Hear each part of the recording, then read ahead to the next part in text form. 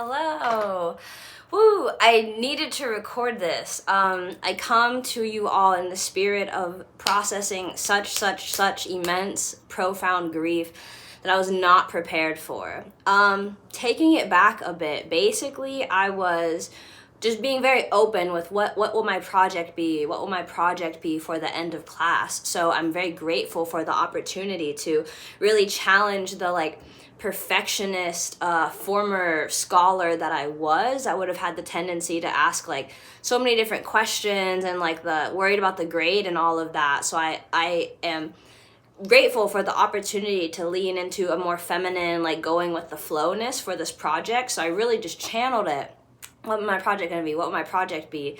I wanted to feel it, overthink it. So it came through legacy interviews. I'm someone that I very much like stories. I like hearing stories. I have interviewed people just who I find are interesting all the time. I've started recording them in a podcast format. This was years ago I started that project and then haven't really picked back up on it since becoming a mom. So I was able to kind of pick back up the spirit of that project as well and interview starting with my elders, these legacy interviews. The main the star on top of the tree question was what do you want your legacy to be for your life? That was really the question, but I had maybe 10 or so other questions that really came through as I'm thinking. The questions landed some were deeper, more shadow work stuff if you'd not thought about that before. Then other questions were lighter, if you will, but they were all introspective.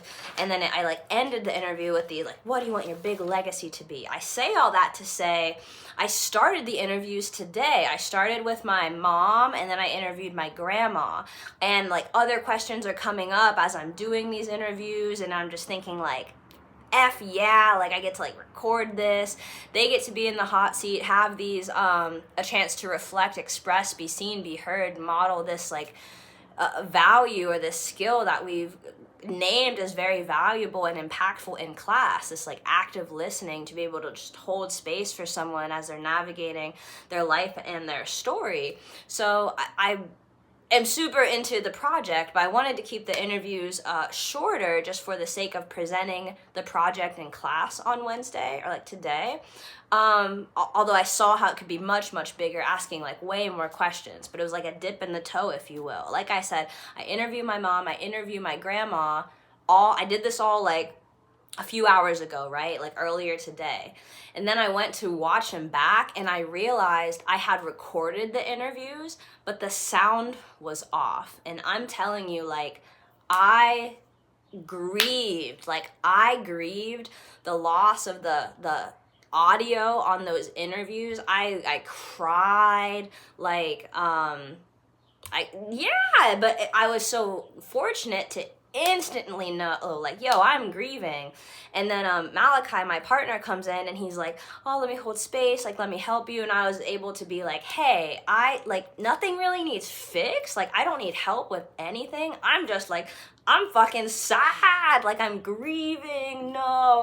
Then I'm feeling guilt, I should have known it wasn't being recorded. And all of this is it's first world problems, but at the same time, it was so real, but it was such a microcosm for life. I'm thinking oh my God, how paradoxical and silly to want to have this interview that stands the test of time and it's instantly gone or different from what I was thinking. But I'm trying to wrap it up to keep it under 5 minutes. But yeah, I grieved my little heart out at the loss of the audio of these interviews. But it was such a lesson of hey, nothing is permanent.